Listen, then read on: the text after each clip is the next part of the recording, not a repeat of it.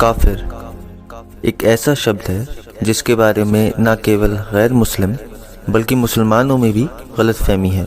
इस शब्द का सही अर्थ इसलिए भी जानना ज़रूरी है क्योंकि हमारे समाज में काफिर शब्द की गलत परिभाषा समझने से लोग इस्लाम के बहुत सारे सिद्धांतों की गलत व्याख्या करते हैं। अब जब शब्द का अर्थ ही गलत समझा गया हो तो वे शब्द जहाँ जहाँ प्रयोग होगा उससे उत्पन्न धारणा भी गलत होगी।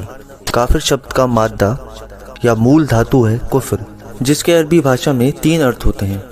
1 छिपाने वाला, 2 अकृतज्ञ यानी नाशुक्रा, 3 इनकार करने वाला। हो सकता है आपने काफिर शब्द की ये व्याख्या पहले कभी नहीं सुनी होगी, क्योंकि जैसा मैंने पहले कहा कि अधिकतर मुसलमान भी इस शब्द का सही अर्थ नहीं जानते। इसकी सबसे बड़ी वजह यह है कि मुसलमानों की बड़ी संख्या अरबी भाषा नहीं जानती है। इसी वजह से वे भी काफिर का वही मतलब समझते हैं जो आप समझते हैं। आइए कुरान से कुछ प्रमाण देखते हैं और फिर फैसला करते हैं कि क्या काफिर शब्द का अर्थ छिपाने वाला, अकृतज्ञ यानी नाशुक्रा और इनकार करने वाला ही होता है या कुछ और। आइए मैं आपको ले चलता हूँ इसके पहले मतलब पर, यानी छिपाने वाला। कुरान की एक आयत में किसान को भी काफिर कहा गया है, क्योंकि किसान खेती के लिए धरती में बीज छिपाता है। सूरह हदीद सूरह नंबर 57 की आयत नंबर 20 में बताया गया है कि उसकी मिसाल उस बारिश की तरह है जिससे किसान को उसकी पैदावार अच्छी लगे।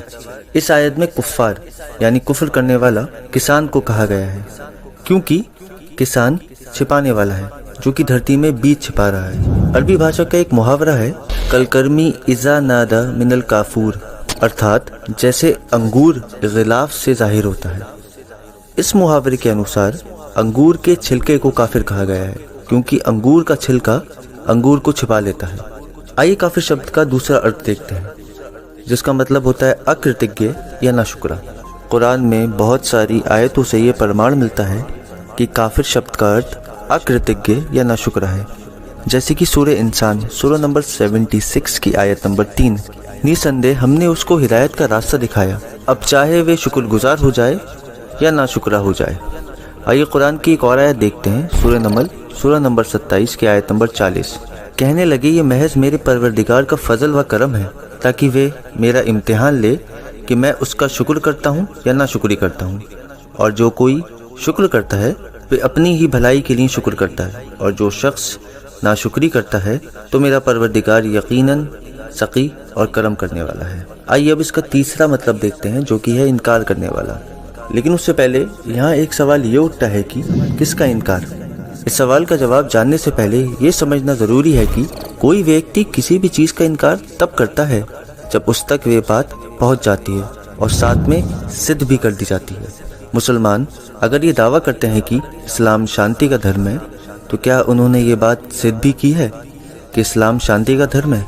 बिना किसी बात को सिद्ध करे क्या किसी मुसलमान के लिए ये उचित है कि वे किसी के लिए ये कह सके कि इन्होंने शांति का इनकार किया?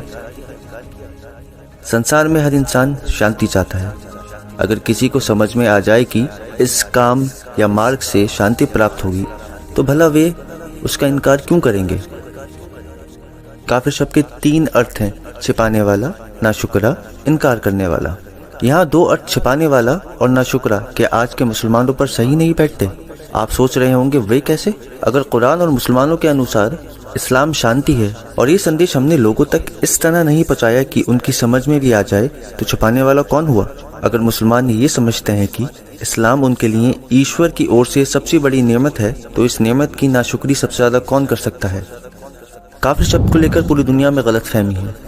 इसकी एक वजह मुसलमानों का व्यवहार और कुरान से दूरी है, और एक वजह गैर मुसलमानों का इस्लाम की आधी अधूरी बातों पर विश्वास करना।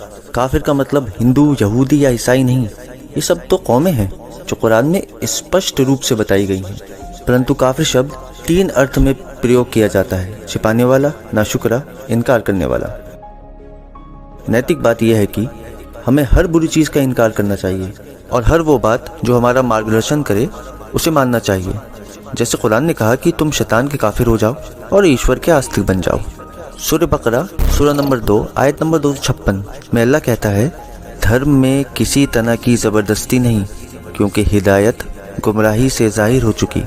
तो जिस मनुष्य ने झूठे तागूत से इनकार किया और ईश्वर पर ईमान लाया, तो उसने वो मजबूत रस्सी पकड़ी है जो टूट ही नहीं सकती, और खुदा सब सुनता है और जानता है।